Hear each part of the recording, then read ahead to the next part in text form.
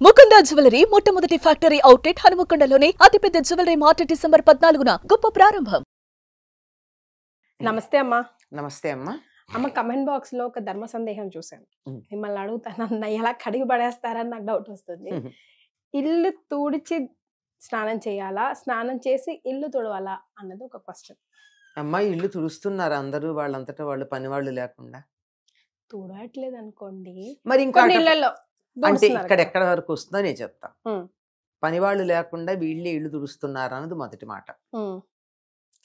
ఒకవేళ పని వాళ్ళు ఉన్నా చాలా మంది ఇప్పటికి కూడా చాలా మంది దేవుడి గది అవి వాళ్ళే చుమ్ముకుంటారు.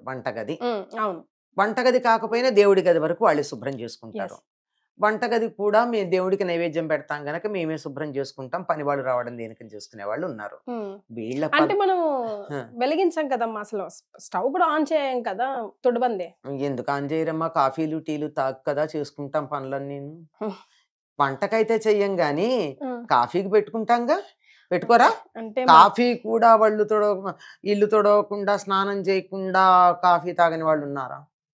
మేమైతే ఉన్నామమ్మా. మా అత్తగారు ఒప్పుకోరు అసలు. కొంత జాతి ఉంది ఇంకా. అదే అంటున్నారు, ఉన్నారా అంటే కాఫీకి కూడా తాగరా? స్నానం చేయకుండా? స్నానం కాదమ్మా, ఇల్లు తొడవడం విషయం. అది అంటే ఇప్పుడు ఏమైంది? అర్థం ఏమైంది ఇప్పుడు చెప్పండి. అందుకే నేను అడిగింది, ఏమైంది? కాఫీ స్నానం చేశాక కాదు, ముందరే తాగుతారు కదా, తాగే స్నానం చేస్తారు కదా. అంటే ఇల్లు చిమ్ముకున్నాక స్నానం చేస్తున్నారు, తప్పేం లేదు. ఎందుకంటే మనమే ఇల్లంతా చిమ్ముకోవాల్సి వచ్చినా, బంటిల్లు పెద్దదిగా ఉండి బాగా దుమ్ము పొట్టి నిన్నటి రోజున ఏదో చాలా పనులు అయ్యి ఎక్కువసేపు, మామూలుగా అయితే 5 నిమిషాల్లో అయిపోతుంది, కానీ కొంచెం ఎక్కువగా ఉంటే అన్ని చేస్తే ఎక్కువసేపే పడుతుంది. అట్లా చేసుకుంటే చెమట పడుతుంది కదా, అందుకని తర్వాత స్నానం చేయొచ్చు అని అనుకుంటా. అసలు కాన్సెప్ట్ అది అంతకన్నా ఇంకేం లేదు. కాకపోతే దేవుడి గది మాత్రం స్నానం చేశాక చిమ్ముతారు. అసలు అది మనం ఇంకా బ్లడ్ లో అది లేదు, లోపలికి వెళ్ళం కదమ్మా, దేవుడి గదిలోకి వెళ్ళము అంటే పొద్దున్న లేచాక వెళ్ళాం. సాయంకాలం అయితే స్నానం చేయకపోయినా పొద్దున స్నానం చేసుకుంటాం కనుక వెళ్ళి పెడతాము. లేదు దేవుడి దగ్గర ఉన్న కుంకుమ భరణ కావాలో ప్రసాదం తీసుకోవాలో అంటే మరీ 1-2 పనులు చేసిన బట్టలు కాకపోతే పెడతాం, అంతే కదా, అంతే వెళ్ళి తెచ్చుకుంటాం. కనుక ఇక్కడ అర్థమైపోయింది, మిగిలినటువంటి చోట కూడా ఇల్లంతా స్నానం చేసి తుడవాలంటే ఎక్కడ కుదురుతుందమ్మా? అప్పటికి ఎప్పుడవుతుంది? 8కో 9కో అవుతుంది. పిల్లలందరు లేవాలి, ఇంట్లో వాళ్ళందరు లేవాలి, అప్పుడు కదా, అంతే కదా. ఇది ఇలాంటివన్నీను ఎక్కడో ఏదో ఎవరో చెప్పడం పూర్వ పద్ధతి ఏం కాదు. అయితే పూర్వంలో పెద్దవాళ్ళు కంపల్సరీ అనేవారు కదమ్మా, స్నానం చేసే అసలు పడక గది నుంచి బయటికి రావాలి, ముఖ్యంగా పిల్లలు పుట్టని వాళ్ళు. కాదమ్మా, ఎట్లా పూర్వకాలం స్నానం చేసి పడక గదిలోంచి ఎట్లా వస్తారు? పూర్వకాలం స్నానాల గదులు పడక గదుల్లో ఉండేవా? అటాచ్డ్ బాత్రూమ్స్ లేవు కదా, లేవు కదా, బయటకు వచ్చాకే కదా. ఆఖరికి మనం లఘుశంక తీర్చుకోవాలన్నా పడక గదిలోంచి బయటకు వచ్చి బయటికి వెళ్లాల్సిందే కదా. ఏం మాట్లాడుతున్నారమ్మా? అసలు మనకి దేనికి కనెక్ట్ చేయాలో తెలియకుండా మాట్లాడడం వల్ల వస్తుంది. పడక గదిలోంచి బయటకు వచ్చిన తర్వాత కాలకృత్యాలు తీర్చుకుని స్నానం చేస్తారు, అంతేగాని పడక గదిలో స్నానం ఎక్కడ చేస్తారు? అటాచ్డ్ బాత్రూమ్స్ ఎక్కడున్నాయి? ఇప్పటికీ చాలా పల్లెటూళ్ళల్లో అటాచ్డ్ బాత్రూమ్స్ లేవు.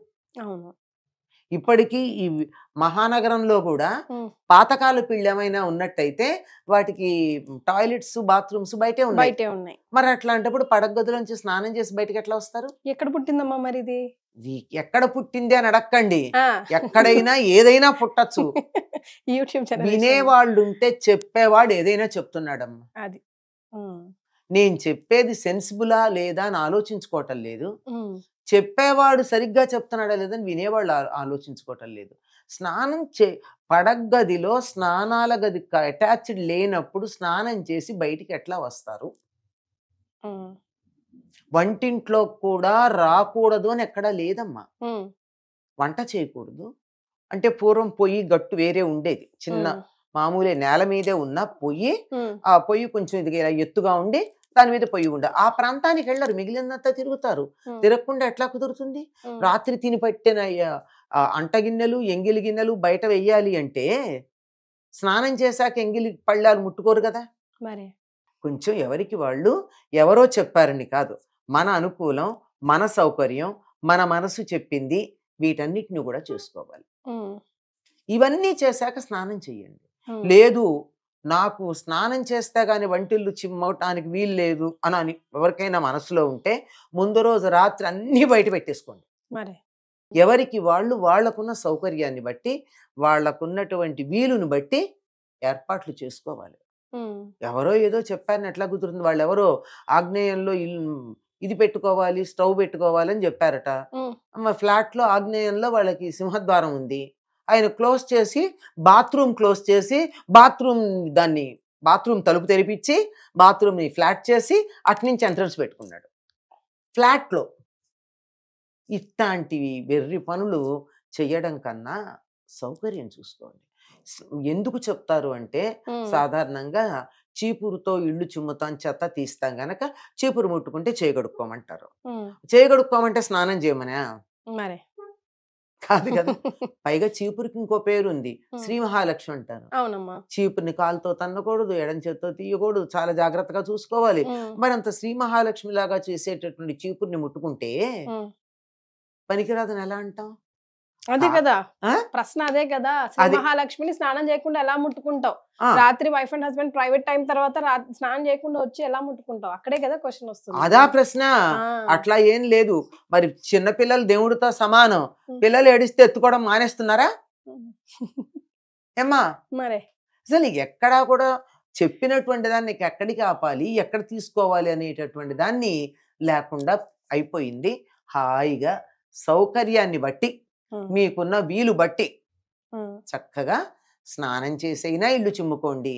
ఇల్లు చిమ్ముకున్నాక చెమట పడుతుంది, మళ్ళీ కాళ్ళు చేతులు మొహాలు అన్నీ చచ్చినట్టు బాగా కడుక్కోండి. అవును. మరి దేవుడి గదిలో దీపం వెలిగించాలంటే మరి అప్పుడు శుభ్రంగా ఉండాల్సిందే కదా. శుభ్రంగా ఉండాలి కదా. ఉమ్, ఇది చెయ్యండి. ఉమ్, లేదంటే హాయిగా అన్నీ చేసుకుని స్నానం చేయండి, అది. తప్పలేదు. yes. ఇంకో సంగతి చెప్తాను. ఉమ్, ఇంతకు ముందు కూడా చెప్పాను మన దగ్గరే. ఉమ్, భార్యాభర్తలు మీరన్నారే ప్రైవేట్ టైం అయిన తర్వాత ఉమ్, ఆడవాళ్ళు స్నానం చేయాల్సిన పని లేదు, లేదు. మగవాళ్ళు చేసి తీరాలి. శాస్త్రం చెప్పిన మాట చెప్తున్నా. ఉమ్, దాన్ని రివర్స్ ఆడవాళ్ళకి అంటించేశారు. అంటించేశారు అంతే. ఉమ్, నేనే మెత్తని వాళ్ళని చూస్తే మొత్త బుద్ధి అయిందని. ఉమ్, మరి. అందులో ఈ ప్రశ్నలు అడిగేది ఆడవాళ్లే కదా, ఆ, మగాళ్ళు ఎవరిని అడిగారా? అడగ. లేదు.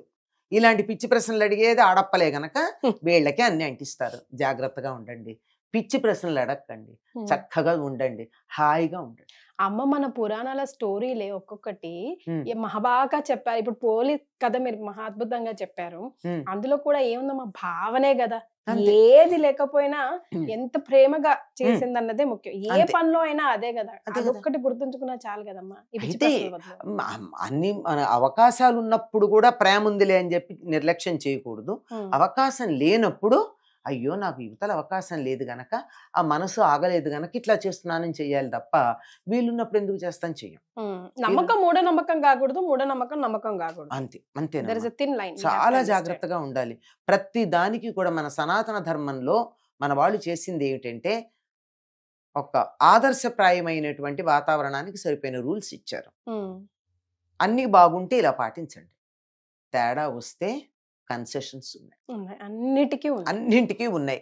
అందుచేత పిచ్చి పిచ్చి బుర్రలు చెడగొట్టుకోకండి, జాగ్రత్తగా.